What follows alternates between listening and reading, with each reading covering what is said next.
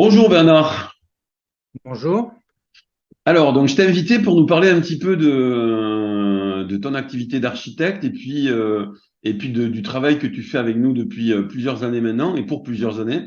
Et j'aimerais qu'on comprenne pourquoi, ben, effectivement, on t'a choisi et pourquoi ce projet, tu as accepté de le porter. Alors déjà, tu es architecte spécialisé dans l'éco-construction depuis 1980. Est-ce que tu peux nous dire un petit peu quel type de bâtiment professionnel tu as déjà réalisé dans ce style? Alors, professionnels, eh bien, ce sont des usines, en général des usines agroalimentaires bio. Mon client principal, c'est Léa Nature. Et actuellement, on réalise pour Vitamont un gros chantier de 4500 mètres carrés pour l'extension de leur production de jus biologique.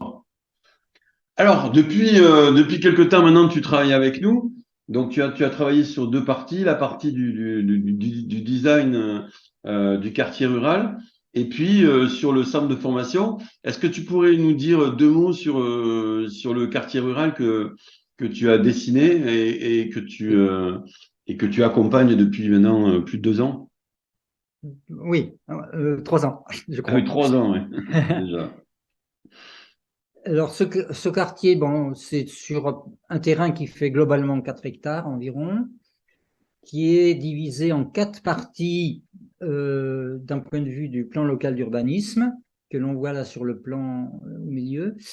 Une grande partie agricole blanche, une partie 1 AUB habitable, une partie UC qui sera, on va le détailler tout à l'heure, pour le centre de formation, et la partie 1 AUL qui est une partie pour le loisir, pour recevoir après des mobilhomes, et plutôt social. Ok, super. Alors, sur ce terrain, il y a une partie qui a été réservée pour le centre de formation. Est-ce que tu peux nous expliquer en deux mots sa situation et comment le dessin que tu as réalisé, tu t'es inspiré? Alors, nous sommes, pour un rappel, nous sommes dans une zone protégée monument historique parce qu'on a un château qui est à proximité. Donc, on a négocié un projet, une typologie de projet avec l'architecte des bâtiments de France pour que ça soit intégré dans le territoire. Sachant que le projet global, lui, est aussi intégré dans son esprit dans le territoire. Donc, c'est un centre de formation. L'idée, c'était d'avoir un bâtiment relativement haut, parce qu'on a 3 niveaux, rez-de-chaussée plus 2 niveaux. Et on est parti sur l'idée d'un séchoir à tabac que l'on a réinterprété en fait dans l'architecture. L'habillage est en bois, pas de la même nature, parce qu'on travaille avec quelque chose de plus chic quand même, mais c'est un bardage gris qui est pré-lasuré. Euh, et une toiture, une grande toiture, comme beaucoup de bâtiments globaux dans le site que l'on projette, avec une toiture photovoltaïque. Donc on a un grand atelier, enfin Oui. grand. Le maximal que l'on a en autorisation du plan local d'urbanisme global du bâtiment, c'est 400 mètres carrés. Donc c'est une contrainte très forte.